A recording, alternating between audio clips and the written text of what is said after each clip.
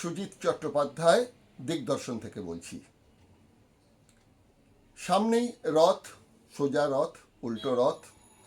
এবার তো পশ্চিমবাংলাতেও দীঘায় রথ হচ্ছে, একটা আলাদা উৎসাহ। আর পুরীর যে ধারাবাহিক রথ সে তো হচ্ছেই, কিন্তু এবারের পুরীর ব্যাপারে একটা কিন্তু বৈশিষ্ট্য আছে। পুরীতে নতুন সরকার এসছে, বিজেপির সরকার। এরা আসার পরেই কিন্তু একটি আইন করে একটি বিষয় জারি করে দেওয়া হয়েছে যে পুরীর মন্দিরের 2 কিলোমিটার ব্যাসার্ধের মধ্যে মাছ, মাংস, ডিম, পেঁয়াজ না বিক্রি করা যাবে, না খাওয়া যাবে। সবচেয়ে অবাক লাগে যে উত্তরপ্রদেশের বেশ কিছু জায়গাতে এরকম নির্দেশ আছে, হরিদ্বারে তো তার আগে থেকে ছিল, এগুলো মেনে নেওয়া যায়। কিন্তু পুরীর মন্দিরে মাছ মাংস নিয়ে এই নিষেধাজ্ঞা, এটা কিন্তু অবাক করার ব্যাপার। কেন বলছি এ কথা? আপনাদের জ্ঞাতার্থে জানাই, পুরীর মন্দিরের তো 3জন দেবতা, জগন্নাথ, বলরাম, সুভদ্রা। আপনি যদি একটু পুরাণ ঘেঁটে দেখেন তাহলে দেখবেন বলরামকে বলা হচ্ছে কিন্তু প্রচণ্ড মদ্যপায়ী। উনি বারুণী মদ খেতেন। এই বারুণী মদ কিন্তু সমুদ্র মন্থন থেকে উঠেছিল। এটা তো গেল বলরামের বিষয়। তাহলে একজন দেবতা নিজেই মদ খেতেন, সেই মন্দিরের 2 কিলোমিটার চৌহদ্দির মধ্যে মদ বিক্রি করা যাবে না। আমি বলছি না যে মদ খাওয়াটা খুব ভালো বা মদ বন্ধ করে কোনো অন্যায় করেছে, আমি সেসবের প্রশ্নে যাচ্ছি না। আমি খালি যুক্তির নিরিখে খালি প্রশ্ন কটা আপনাদের কাছে রাখছি। দ্বিতীয় হলো মাছ মাংস খাওয়ার। আপনারা অনেকেই জানেন, আবার অনেকে জানেনও না। আপনাদের জানিয়ে রাখি, দুর্গাষ্টমী এবং দুর্গা নবমীতে এই জগন্নাথ মন্দিরের মধ্যে বিমলা দেবীর একটি মন্দির আছে। বিমলা দেবী কে? না, দুর্গা মন্দির। তার নাম হচ্ছে উড়িষ্যায় বিমলা। তাকে কাত্যায়নীও বলা হয়। দুর্গাপুজোর সময় কাত্যায়নী দেবী হিসেবে তার পুজো হয় এবং মন্দিরের ভেতর পুকুর, সেখানেতে যে মাছ পোষা হয়, সেখান থেকে মাছ নিয়ে কিন্তু এই অষ্টমী নবমীতে ভোগ নিবেদন করা হয় বিমলা দেবীকে, ওই পুরীর মন্দিরের চত্বরের ভেতর। তাছাড়াও সেদিন গভীর রাত্রে যখন জগন্নাথ শয়নে চলে যান, লুকিয়ে লুকিয়ে যাতে জগন্নাথ দেব জানতে না পারেন, তাই গভীর রাতে 2টি ছাগ বলি হয়, অষ্টমীর রাত্রে এবং নবমীর রাত্রে। সেই ছাগ মাংসের প্রসাদ তৈরি হয়, জনা কয়েক শাক্ত ধর্মীয় যারা আছেন তারা পান। সেখানে কিন্তু সেই মন্দিরে সাধারণ মানুষের প্রবেশ নিষেধ ওই অষ্টমী নবমীর রাত্রে, এবং মহিলাদের তো একদমই প্রবেশ নিষেধ। তাহলে যেখানে যে পুরীর মন্দিরের ভেতর বিমলা দেবীর মন্দির, সেখানেতে ছাগ বলি হচ্ছে, রক্তে ভাসছে। ভোর 5টার সময় জগন্নাথ দেব উঠবার আগে পরিষ্কার টরিষ্কার করে একদম তৈরি করে দেওয়া হয় এবং যুগ যুগ ধরে সেটা হয়ে আসছে। শুনেছি যে এর আগে নাকি মোষও বলি হতো। এতদিনও কিন্তু জগন্নাথ দেব সর্বগামী হয়েও এবং তিনি সব কিছু জানেন, এই ব্যাপারটা কিন্তু এখনো পর্যন্ত জগন্নাথ দেব জানতে পারেননি যে তিনি ঘুমিয়ে পড়লে পরে ওই অষ্টমী নবমীর রাতে মোষ পাঠা বলি হয়। যাই হোক, এটা সম্পর্কে একটা প্রতিবেদন আছে, আপনাদের সেই প্রতিবেদনটা একবার দেখাচ্ছি, দেখুন। কথিত আছে পুরীতে প্রথম মন্দির নির্মাণ করেন রাজা যযাতি 950 খ্রিস্টাব্দ নাগাদ। 200 বছর পর সেই মন্দির সংস্কার করেন রাজা অনন্ত বর্মন। 12 শতাব্দীতে রাজা অনঙ্গ ভীমদেব মন্দির নির্মাণ সম্পন্ন করেন। 1568-তে গজপতি শাসক মুকুন্দদেব কালা পাহাড়ের হাতে পরাজিত হন। দারুমূর্তি ধ্বংস করে সমুদ্রে নিক্ষেপ করেন কালা পাহাড়। কথিত আছে বিশার মোহান্তি নামে এক ভক্ত সেই অর্ধদগ্ধ মূর্তি থেকে জগন্নাথের প্রাণব্রহ্ম উদ্ধার করে সেটি মহানদীর বদ্বীপের একটি স্থান কুজঙ্গে লুকিয়ে রাখেন। 20 বছর পর 1590-92 সালে রাজা রামচন্দ্র দেব সেই দারুমূর্তিতে প্রাণব্রহ্ম স্থাপন করে মন্দির পুনঃপ্রতিষ্ঠা করেন। রামচন্দ্রদেব দ্বিতীয় ইন্দ্রদ্যুম্ন নামে পরিচিত ছিলেন। তখন থেকেই এই রাজবংশ পুরীর রাজা হিসেবে গজপতি নামে স্বীকৃত হন। হিন্দুত্ববাদীরা এই মন্দির নির্মাণ সত্যযুগে বলে দাবি করলেও ঐতিহাসিক সূত্রে 950 খ্রিস্টাব্দের নির্মাণ বলে মানা হয়। সেই হিসেবে 2025 সালে মন্দিরের বয়স দাঁড়াচ্ছে 1175 বছর।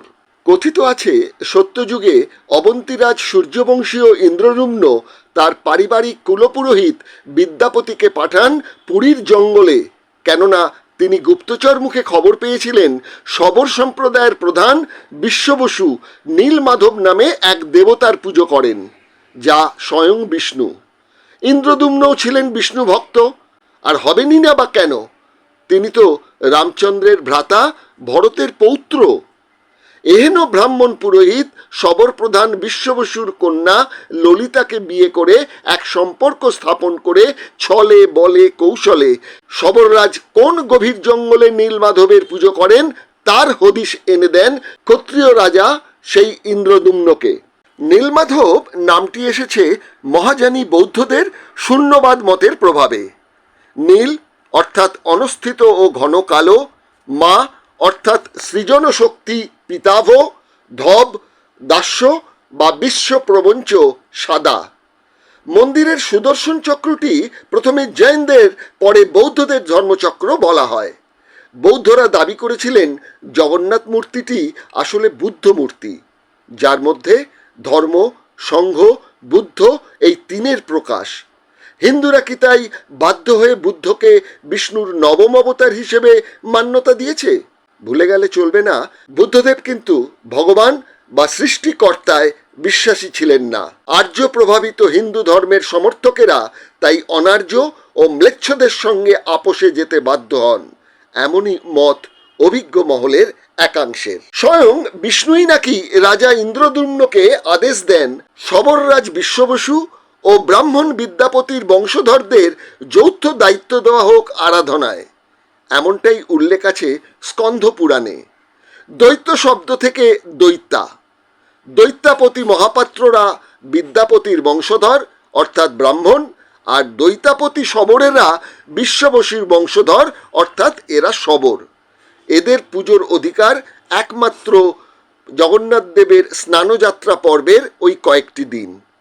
এটাকে সমঝোতা তো বলাই যায়, কারণ ব্রাহ্মণেরাও জানেন নীলমাধব কোনো হিন্দু দেবতা নন। গুরুত্বপূর্ণ আরেকটি কথা, পুরীর মন্দির ও বিগ্রহ যে কোনোটাই হিন্দু নয় সে কথা তো বিবেকানন্দ পর্যন্ত স্বীকার করে গেছেন তার বাণী ও রচনা গ্রন্থের ৫ম খণ্ডের ১৫৮ নম্বর পৃষ্ঠায়। শুধু তাই নয়, হিন্দুদের এই বৌদ্ধ মন্দির দখল আরও করা উচিত এ কথাও লিখেছেন বিবেকানন্দ।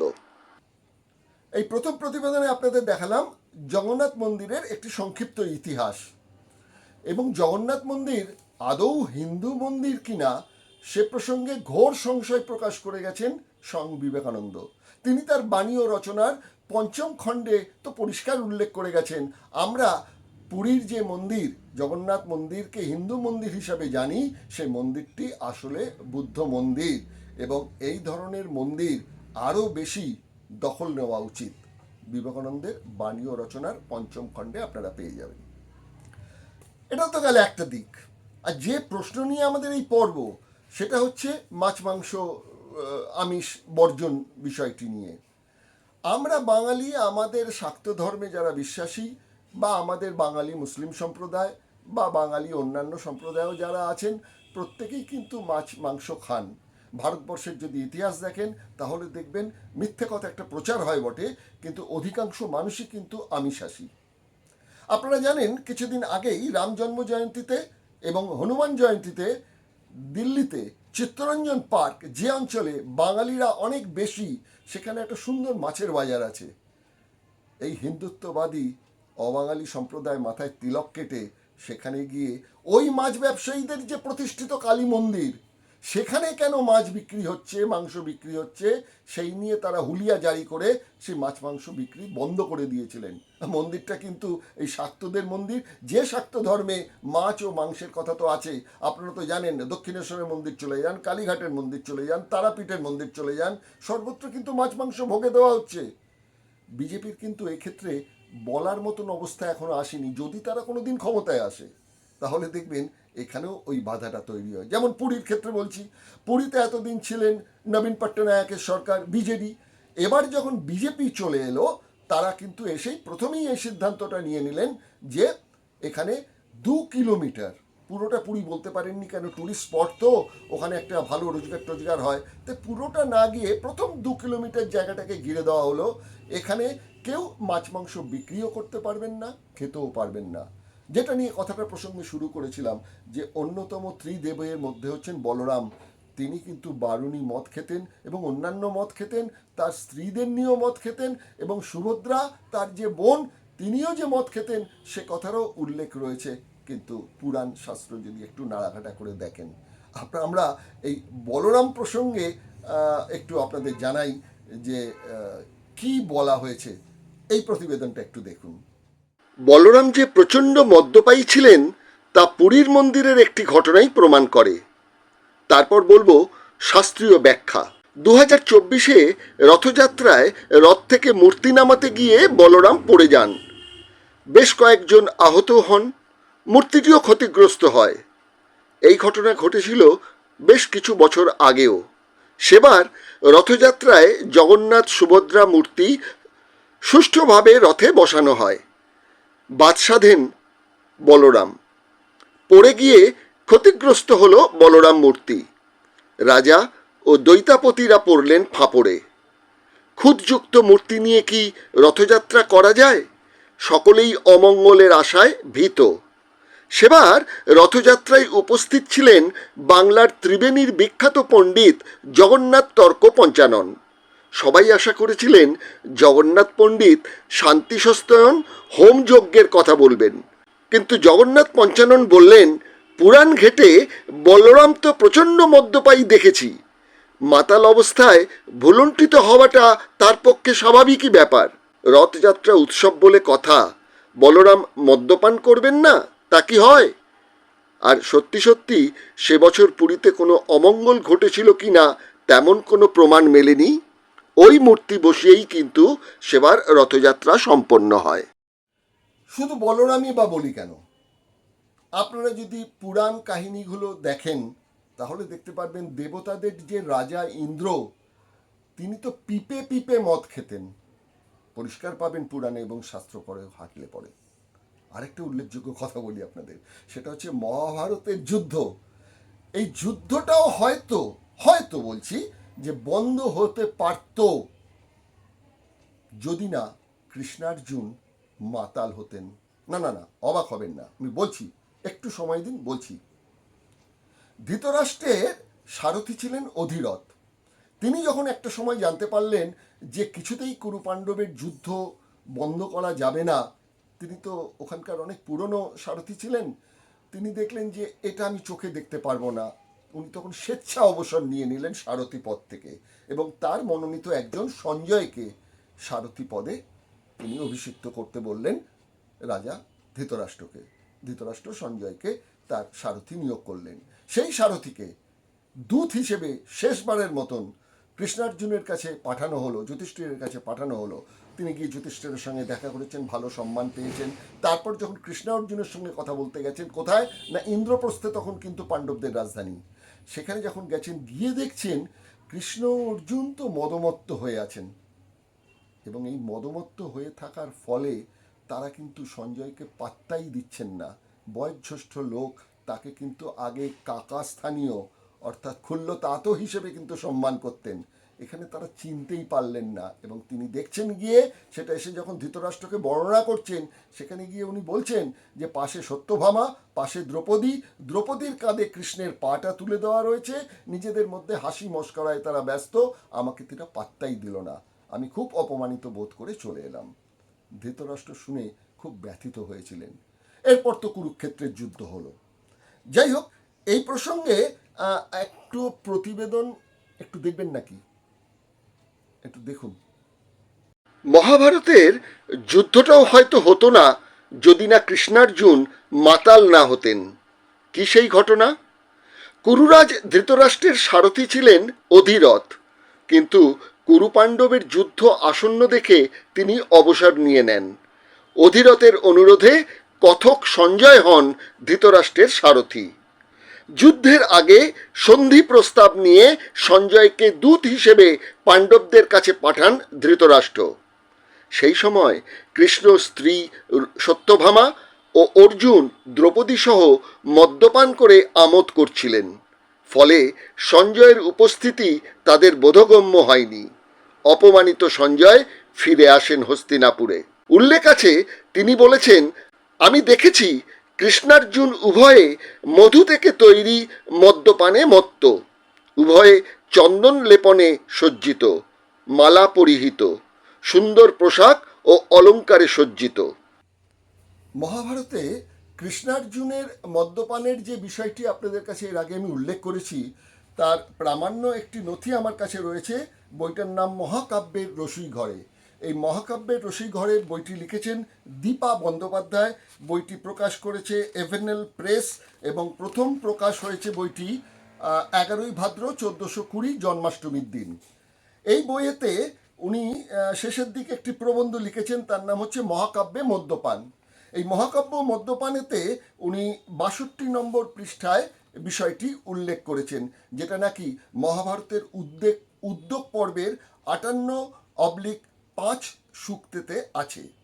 সেটা হচ্ছে সঞ্জয় ধৃতরাষ্ট্রের কাছে গিয়ে বর্ণনা দিচ্ছেন, যখন ধৃতরাষ্ট্র সঞ্জয়কে পাঠিয়েছিলেন এই যুদ্ধটাকে থামানোর ব্যাপারে দৌত্য করার জন্য।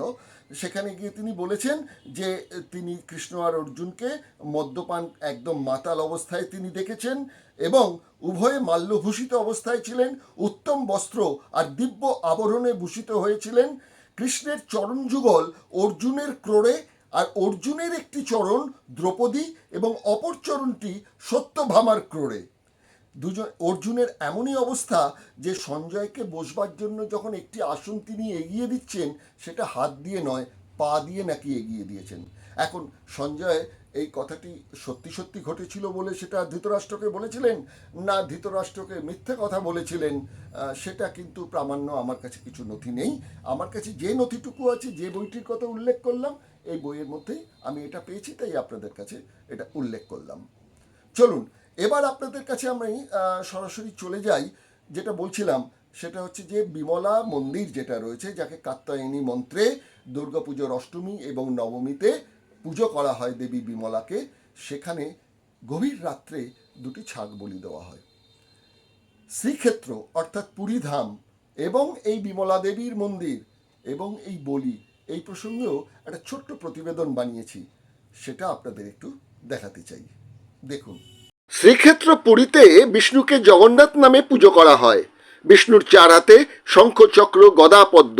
ওড়িশার 4 স্থানকে বলা হয় 4 ক্ষেত্র: পুরী শঙ্খক্ষেত্র, ভুবনেশ্বর চক্রক্ষেত্র, যাজপুর গদাক্ষেত্র, কোণারক পদ্মক্ষেত্র। দেবী দুর্গা বিমলা নামে পুরীর মন্দিরে পূজিত হন। প্রত্যেক দেবী মন্দিরে শিব হন রক্ষক ভৈরব, জগন্নাথ কিন্তু পুরীর মন্দিরে ভৈরব। পুরীর মন্দিরে আশ্বিন মাসে 15 দিন ধরে শাক্ততন্ত্র মতে দেবী বিমলার পুজো হয়। সেখানে তিনি পঞ্চমকারে পূজিত হন।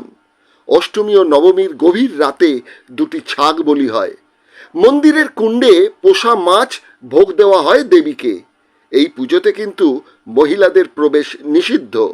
বলা হয় জগন্নাথদেব যেন জানতে না পারেন, তাই জগন্নাথদেবের শয়ন হয়ে গেলে, রাত্রি গভীর হলে, তখনই দেবী বিমলার মন্দিরে সেই 2 ছাগ শিশুর বলি হয়।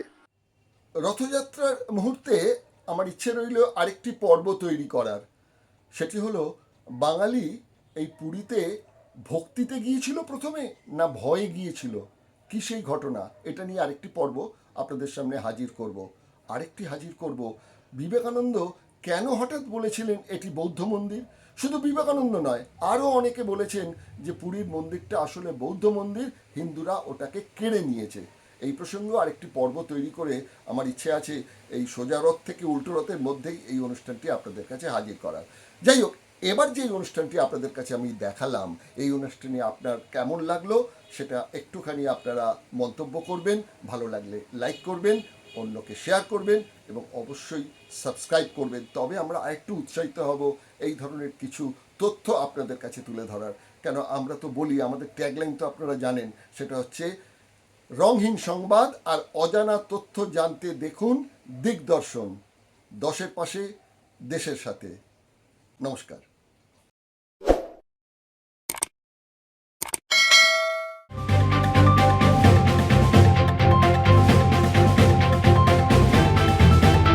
রংহীন সংবাদ আর অজানা তথ্যের জন্য দেখুন দিগদর্শন, 10-এর পাশে, দেশের সাথে।